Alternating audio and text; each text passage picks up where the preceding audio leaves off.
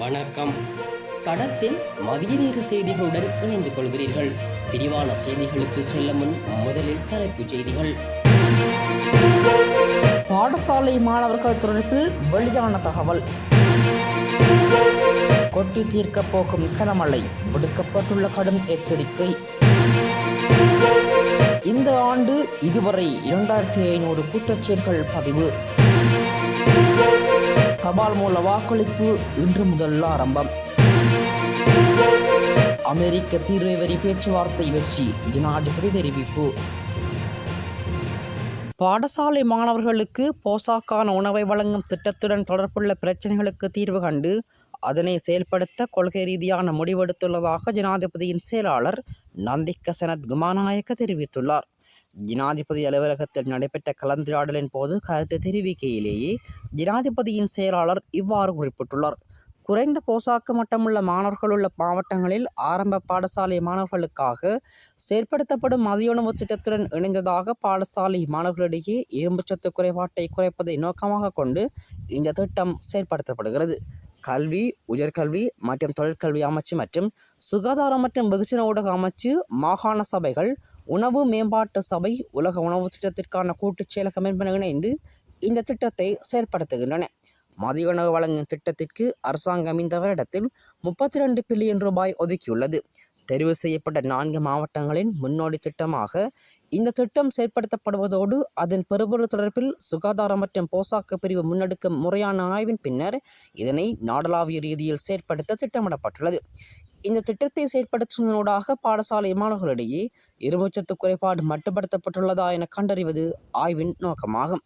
குறிப்பாக பாடசாலை மாணவர்களின் இரத்தச்சோகையை நீக்குவதற்காக இரும்புச்சத்து மற்றும் போலிக் அமிலத்துடன் தயாரிக்கப்படும் செறிவூட்டப்பட்ட அரிசியை பாடசாலை மாணவர்களின் மதியுணவில் இணைக்கவும் நடவடிக்கை எடுக்கப்பட்டுள்ளது. இந்த திட்டத்திற்கு பில் மற்றும் மெலிண்டா கேட்ஸ் ஃபவுண்டேஷன் மற்றும் பாத்ஃபைண்டர் நிறுவனம் என்பன தொடர்ந்து ஒத்துழைப்பு வழங்க உடன்பாடு தெரிவித்திருந்தன. மேல், வடமேற்கு மற்றும் சப்ரகமுவ மாகாணங்களிலும் காலி மற்றும் மாத்தறை மாவட்டங்களிலும் அவ்வப்போது மழை அல்லது இடியுடன் கூடிய மழை பெய்யும் என தெரிவிக்கப்பட்டுள்ளது. குறித்த விடயத்தை வளிமண்டலவியல் திணைக்களம் இன்று வெளியிட்டுள்ள அறிக்கையில் குறிப்பிட்டுள்ளது. இதன் அடிப்படையில் நாட்டின் ஏனைய பகுதிகளில் பிற்பகல் 1 மணிக்கு பின்னர் மழை அல்லது இடியுடன் கூடிய மழை பெய்யும் எனவும் தெரிவிக்கப்பட்டுள்ளது. அத்தோடு மேற்கு, சப்ரகமுவ, மத்திய, ஊவா மற்றும் கிழக்கு மாகாணங்களிலும் பொலனறுவை மற்றும் புத்தள மாவட்டங்களிலும் சில இடங்களில் 75 மில்லிமீட்டருக்கும் அதிகமான ஓரளவு பலத்த மழை பெய்யக்கூடும் எனவும் தெரிவிக்கப்பட்டுள்ளது. மத்திய, சப்ரகமுவ மற்றும் ஊவா மாகாணங்களிலும் அம்பாறை மாவட்டத்திலும் சில இடங்களில் காலை வேளையில் மூடுபனியுடன் கூடிய நிலை எதிர்பார்க்கப்படுகிறது.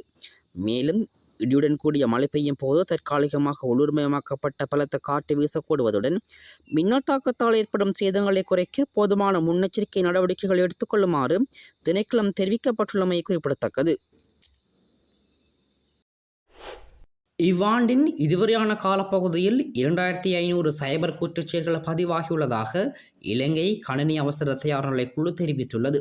அவற்றில் 164 சம்பவங்கள் இணைய மோசடிகளுடன் தொடர்புடையதாக கணினி அவசர தயார்நிலை குழுவின் அதிகாரி சாருக்க தமிழ்போல குறிப்பிட்டுள்ளார். 162 கணக்குகள் ஹேக் செய்யப்பட்டதாகவும் 291 போலி கணக்குகள் அடையாளம் காணப்பட்டுள்ளதுடன் சிறுவர்கள் தொடர்பான 7 ஆன்லைன் பாலியல் துஷ்பிரயோக சம்பவங்களும் பதிவாகியுள்ளன.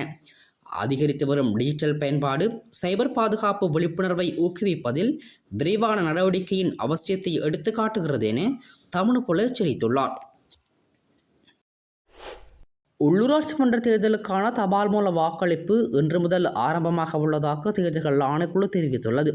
இன்றுடன் ஏப்ரல் 25, 28 மற்றும் 29 ஆகிய தினங்களிலும் தபால் மூல வாக்குகளை அளிப்பதற்கான வாய்ப்பு வழங்கப்பட்டுள்ளதாக ஆணைக்குழு தெரிவித்துள்ளது. அரசு நிறுவனங்கள், போலீசார், முப்படைகள், பாடசாலை கூட்டுத்தாபனங்கள் மற்றும் அரசியலமைப்பு உள்ளிட்ட அனைத்து நிறுவனங்களின் தபால் மூல வாக்கு விண்ணப்பதாரர்கள் இந்த 4 நாட்களில் தங்கள் தபால் மூல வாக்குகளை பதிவு செய்ய வாய்ப்பு கிடைக்கும்.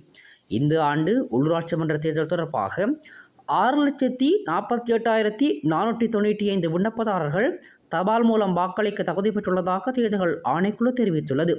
எவ்வாறாயினும் தபால் மூல வாக்குகளை பதிவு செய்வதற்கான நேரம் மேலும் நீடிக்கப்படாது என்று தேர்தல்கள் ஆணையாளர் நாயகம் சமன் சி ரத்நாயக்க சுட்டிக்காட்டியுள்ளார்.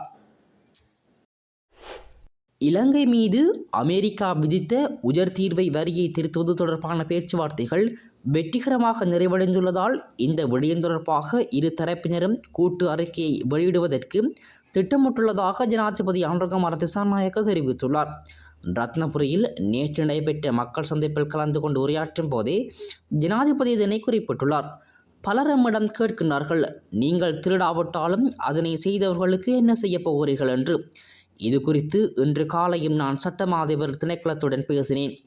எங்கே சிக்கல் உள்ளது என்று. எதிர்காலத்தில் பல வழக்குகள் மேல் நீதிமன்றத்திற்கு மாற்றப்படும் என்று அறிவிக்கப்பட்டது. எனவே இந்த நிறுவனம் வலிமையாக உள்ளதை நாம் உணர்கின்றோம்.